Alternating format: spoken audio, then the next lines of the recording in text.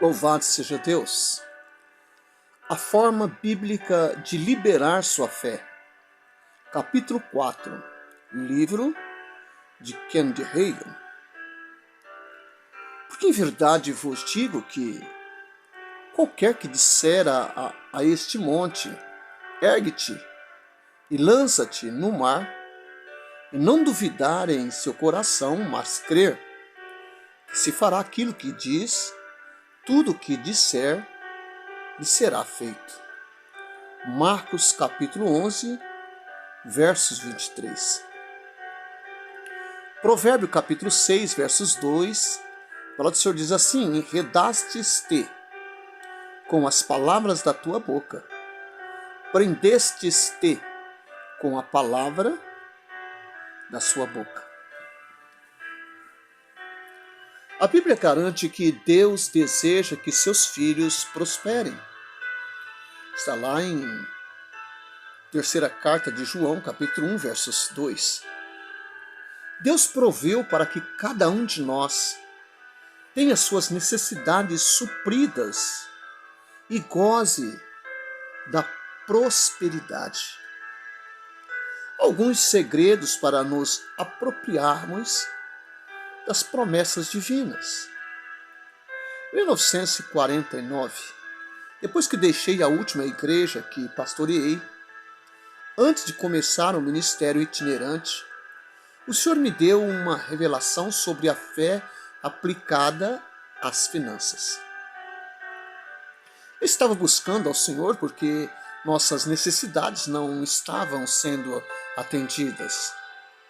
Em Isaías, capítulo 1, verso 19, a palavra do Senhor diz assim: é dito que, se quiserdes e ouvirdes, comereis o bem desta terra.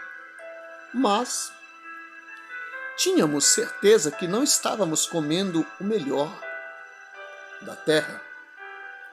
Eu questionei o Senhor, já que eu estava sendo obediente ao fazer o que ele me havia dito, e ele respondeu: você está qualificado no aspecto da obediência, mas não quanto ao aspecto do querer.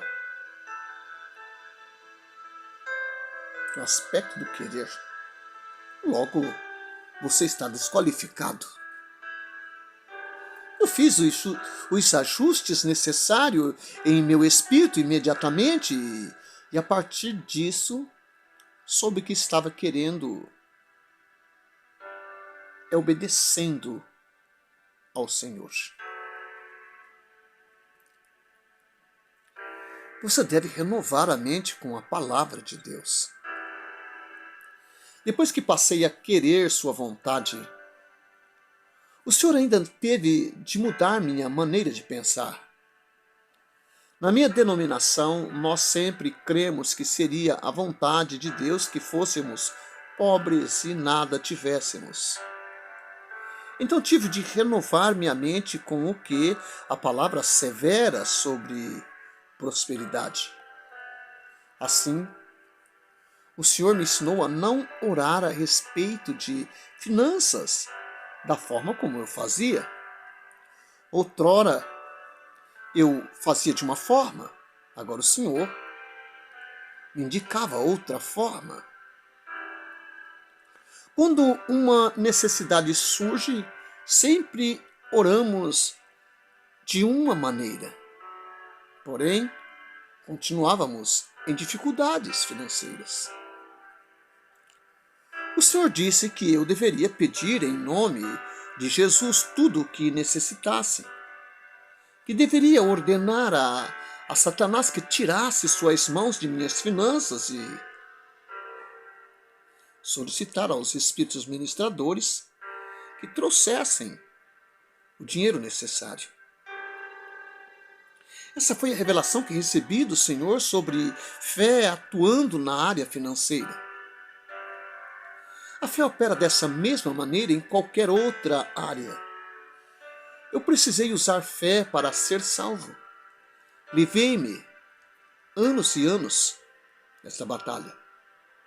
Levantei-me de um leito de enfermidade por crer e agir de acordo com o texto bíblico em Marcos 11, 23 e 24.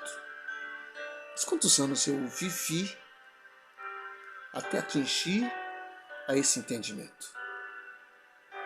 Contudo, até que eu recebesse a revelação da fé aplicada às finanças e aprendesse a liberar minha fé nessa área, não sabia como ter minhas necessidades supridas. O ato de dizer faz parte da fé. Em Marcos 11, 23, nos é assegurado que qualquer que disser e não duvidar em seu coração, mas crer que se fará aquilo que diz, tudo o que disser lhe será feito. O que lhe será feito?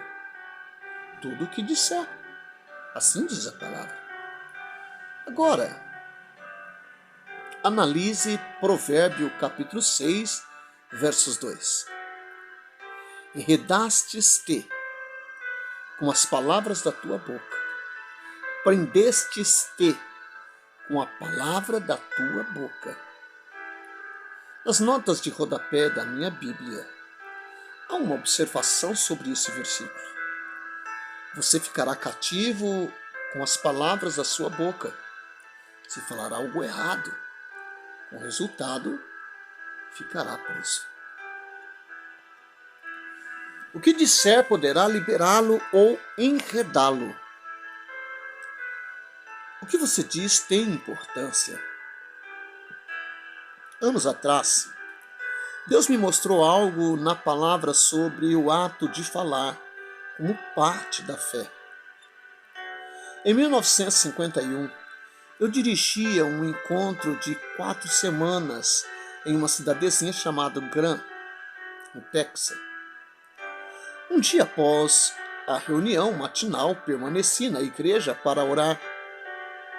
Planejara ler o Evangelho de Marcos ajoelhado sobre o altar e o fiz. Eu fiquei de joelhos por um bom tempo orando e lendo até que me cansei um pouco. Por isso sentei-me entre o altar e a plataforma, terminando de ler Marcos. Sentado meditando sobre a grande comissão que se dirigiu ao túmulo de Jesus em Marcos 16, senti-me bem cansado e deitei-me de costas. Permaneci deitado com as mãos sobre a cabeça, olhando fixamente para o teto e com a mente aquietada. Subitamente, dentro de mim, em meu espírito, ouvi as seguintes palavras. Você notou em Marcos 11, 23, que o verbo dizer aparece 3 vezes, enquanto crer aparece apenas uma? Sentei-me imediatamente e respondi que não. Eu não havia notado isso. Eu já havia pregado sobre esse versículo, mencionara-o muitas vezes e muitas vezes. Voltei-me então para as páginas da minha Bíblia, detendo-me em Marcos 11, reli Marcos 11, 23. Marcos 11, 23 diz assim: porque em verdade vos digo. Você não deve constar esse verbo, pois o sujeito dele é Jesus. Que qualquer que disser a este monte, ergue-te e lança-te ao mar, e não duvidar em teu coração, mas crer que se fará aquilo que diz, tudo o que disser lhe será feito. Eu contei nos dedos e percebi que o verbo crer é mencionado uma só vez, enquanto dizer 3 vezes. Dizer, diz e disser.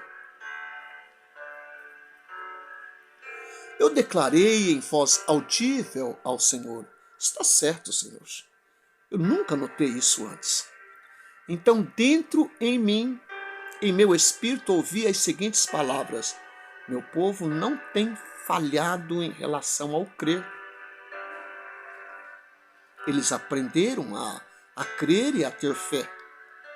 Eles estão falhando quanto ao que dizem. Você terá de pregar e ensinar 3 vezes mais sobre o falar, como parte atuante na fé, do que tem ensinado a respeito de crer, a fim de que os cristãos percebam essa realidade. Isso faz sentido? A palavra de Deus tem muito para ensinar sobre o que falamos. Romanos capítulo 10, versos 8, a palavra do Senhor diz: mas que diz? A palavra está junto de ti, na tua boca e no teu coração. Esta é a palavra da fé que pregamos. Crer é confessar. Crer e confessar automaticamente traz resultados.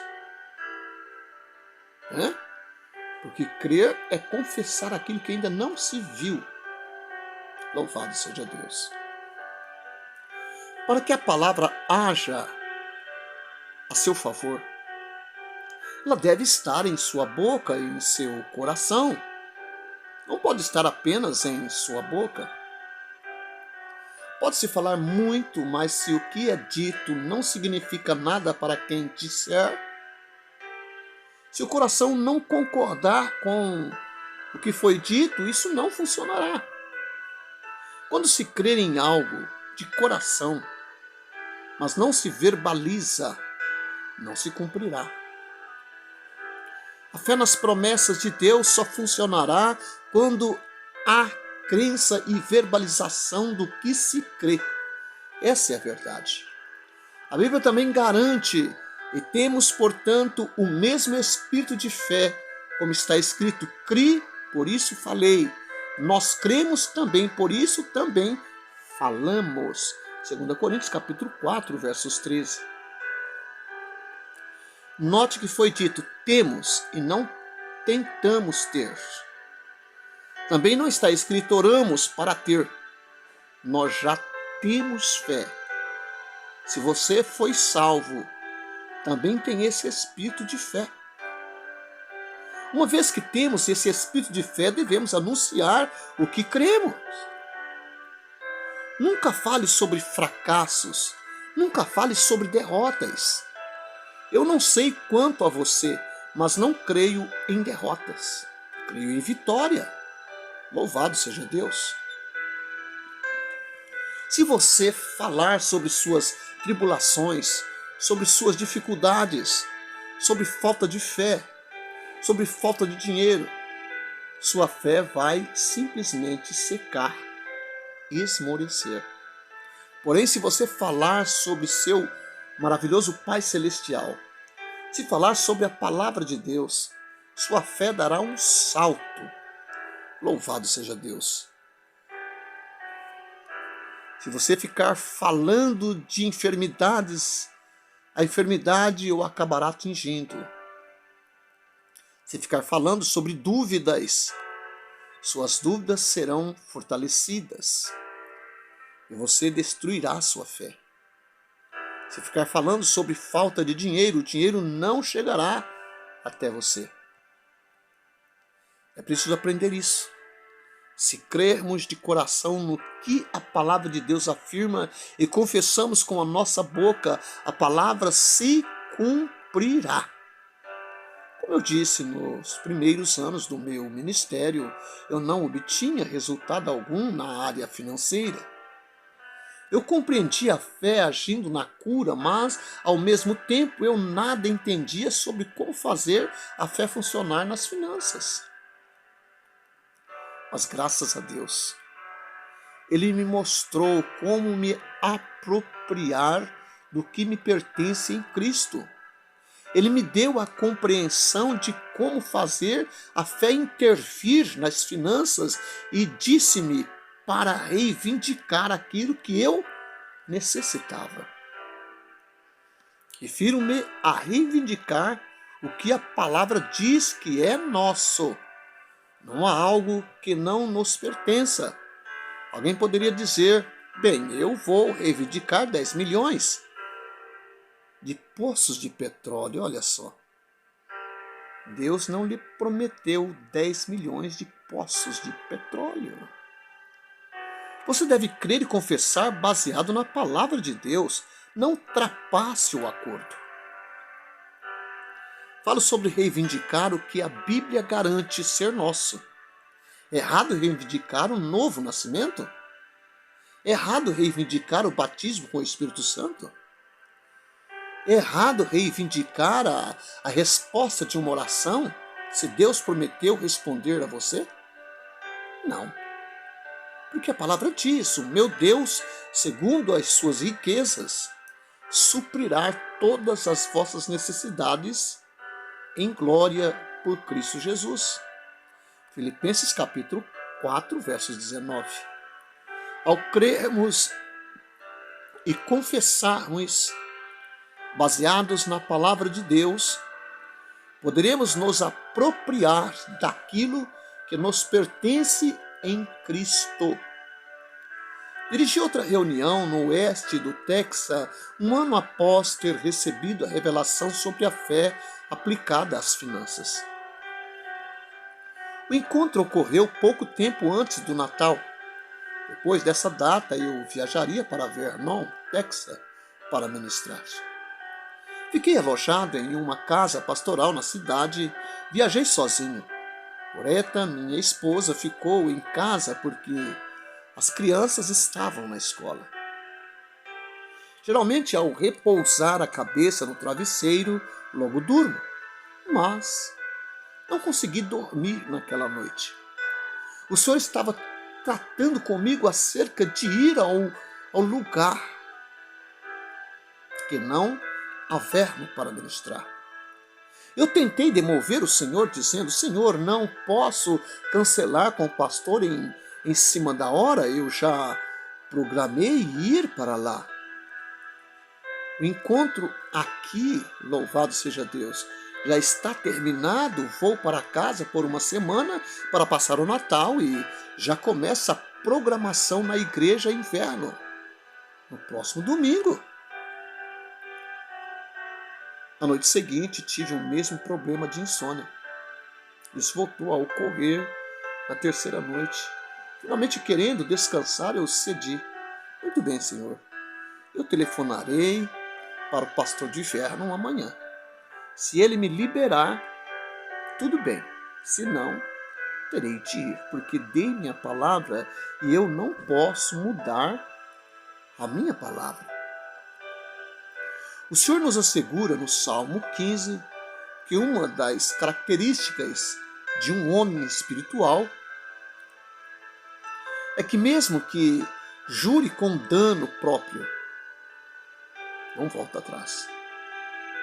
Então, se aquele pastor não me liberasse, eu nada poderia ter feito. Salmos 15, capítulo 4 e 5. Aquele a cujos olhos o réprobo é desprezado, mas honra os que temem ao Senhor, aquele que, mesmo que jure com dano, não muda. Aquele que não empresta o seu dinheiro com usura, nem recebe subornos contra o inocente, quem faz isso nunca será abalado. No dia seguinte, assim que me aproximei do telefone para ligar para o pastor, o telefone tocou. Eu atendi e ouvi a telefonista informando que era uma chamada interurbana para o Sr. Kennedy. Era o pastor de Vernon. Irmão Ragim, sim, eu estava justamente ligando para você. Eu me aproximei do telefone para ligar quando ele tocou. O que você deseja falar comigo, amigo? Diga você antes que eu fale. Afinal, ligou para mim. Depois lhe direi o que quero. Bem, você programou sua vinda à minha igreja após o Natal. Sim, foi o que planejei. Por quê? Eu estarei aqui no primeiro domingo à noite, mas surgiu uma emergência e eu terei de ir a Kansas City. Estarei fora na primeira semana da reunião. Acho que não haverá problema para você. No domingo seguinte, à noite, estarei de volta. Tudo bem? Em seguida ele perguntou: então por que você ia me telefonar? Bem, nas últimas 3 noites, Deus tem me falado. Contei àquele pastor que Deus falara comigo sobre adiar o encontro e ir a outro lugar ministrar. Mas eu não queria adiar meu compromisso com você. Oh, irmão Ragim, eu aqui não quero adiar o seu compromisso. Eu posso entender porque o Senhor tem falado com você por causa dessa emergência que surgiu, causando um vai e vem de telefonemas por 2 ou 3 dias com uma pessoa em Kansas City. Eu realmente preciso estar lá por 2 semanas. Então está tudo certo. Você vai a outro lugar ministrar, mas virá à minha igreja algum dia mais para frente, não virá? Sim, quando o Senhor me orientar para isso, eu irei à tua igreja. Nós não cancelaremos o encontro, apenas o adiaremos. Foi essa igreja 2 anos depois. Meu Deus. Certo, Senhor. Está realmente tudo certo. Eu disse adeus após desligar o telefone. O Senhor sabe que vou voltar para casa no Natal e que gastarei um dinheiro extra com presentes. Eu tenho certeza de que o Senhor quer que eu vá à igreja do irmão Johnson, porque ele falou comigo pessoalmente, convidando-me para ir. Já me escreveu uma carta, telefonou, enviou um telegrama. Ele está construindo um templo novo em que caberão 800 pessoas confortavelmente. O irmão assegurou-me que poderia levar 1000 pessoas facilmente até lá. Prometeu-me que a igreja estaria lotada todas as noites. Não tínhamos muitas igrejas grandes naquela época. Senhor, estou certo de que tu queres que eu vá, porque eu preciso desse dinheiro extra. E lá haverá muitas pessoas. Não, eu não quero que você vá para lá. Onde o Senhor quer que eu vá, Senhor? Para a igreja do irmão Robson, no interior de um grande bosque no leste do Texas. Posso garantir que vocês não queres que eu vá até lá. Nem eu. Estou visitando grandes igrejas agora. De certo, o Senhor não quer. Sim, é exatamente lá que eu quero que você vá. A palavra funciona em qualquer situação. Não se preocupe. Eu argumentei com o Senhor que estaríamos no inverno. Aquela era uma região baixa. Toda a colheita que eles tinham já se teria acabado. Seria necessário que eu recebesse $155 por semana para suprir meus gastos. E eu esperava que esses gastos fossem supridos, como seria em qualquer outro lugar. O Senhor confirmou que eu deveria fazer a minha parte indo. Ele faria sua parte. Era para aquela igreja que ele queria que eu fosse. Entrei em contato com o irmão Robson e disse-lhe que iria imediatamente após o Natal. Enquanto não chegava o momento de ir até lá, fiquei em casa o máximo que pude, pois andara viajando muito tempo. Parti para a igreja do irmão Robson no domingo à tardinha, um pouco antes do horário do culto noturno. Havia uma casinha pastoral perto da igreja. Eu e ele estávamos na cozinha conversando. Irmão Ragim, eu já ia ligar para você. Sei que tem família, que estamos no inverno e que você esteve em casa passando o Natal. Veja, temos 2 grandes colheitas aqui no leste de Texas.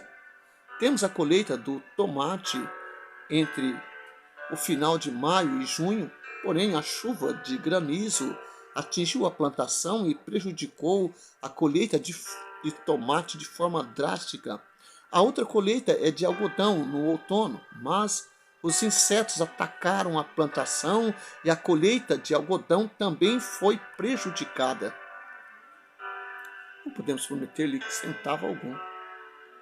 Irmão Rachim, eu ia justamente telefonar para que não viesse, pois não podemos lhe prometer nada. Eu não lhe pedi centavo algum. Nunca falei nada a ninguém sobre dinheiro. Falei? Não, nunca falou. Mas já que você tocou no assunto, posso dizer uma coisa. Você quer ouvir? Eu nunca digo nada para corrigir as pessoas sem que elas toquem no assunto por si mesmas. Não faça apelo por dinheiro, simplesmente levante a oferta. Bem, nós levantamos ofertas para evangelistas nas terças, sexta e nos domingos à noite. Certo, mas fale o mínimo que puder sobre a oferta para meu ministério. Enquanto eu estiver aqui, não comente sobre o lado negativo das coisas. Você está falando sobre escassez. Falar sobre falta de dinheiro mantém o dinheiro longe. Não fique dizendo, bem, nós tivemos a colheita de tomates e a colheita de algodão prejudicadas. Quando faz isso, você está dizendo às pessoas que elas não estão capacitadas para ofertar. O que você diz pode derrotá-lo ou torná-lo vitorioso. Eu disse àquele pastor que se quisesse dizer algo ao levantar a oferta, dissesse, do Senhor é a terra e toda a sua plenitude. Deles são todos os animais do campo, o ouro, a prata são do Senhor. E o que pertence ao Senhor pertence a nós. Logo estamos capacitados a ofertar. Agora nós vamos recolher uma oferta para o irmão Agim. Ele o fez. Eu havia reivindicado $150 por semana. Eu planejei ficar uma semana, mas permaneci 10 dias. Então reivindiquei $200 pelos 10 dias. Recebi ao todo $240. Em princípio, não compreendi porque o Senhor quis me enviar àquela igreja, mas quando o encontro terminou, entendi o motivo. 32 pessoas foram à frente e foram batizadas com o Espírito Santo. 13 dessas pessoas eram homens. Dentre esses, 12 eram chefes de famílias. Quando pus minhas mãos sobre eles, ficaram instantaneamente cheios do Espírito Santo. Em 10 dias, aquele pastor recebeu 12 novas famílias convertidas em sua igreja. Glórias a Deus, aleluias. Não apenas isso, reuníamos-nos em uma única sala da igreja. Os 70 alunos matriculados em diferentes classes da escola dominical se reuniam todos em uma única sala no domingo pela manhã. Mal se podia ouvir o que era pregado. Havia apenas um aquecedor a lenha no meio da sala para aquecer o edifício todo. Na casa pastoral tinha um aquecedor no lugar em que eles chamavam de sala de estágio. Possuíam também um fogão a querosene que não funcionava direito. E assim toda a comida que a querida esposa do pastor fazia tinha sabor de querosene. Por isso perguntei-lhe, irmão Robson, por que não utiliza um sistema de gás butano? Você poderia colocar 4 pequenos aquecedores na igreja e aquecer o local. Também poderia ter um fogão na casa pastoral. Nós estávamos pensando nisso, o senhor fulano, no Texas, possui uma distribuidora de gás engarrafado.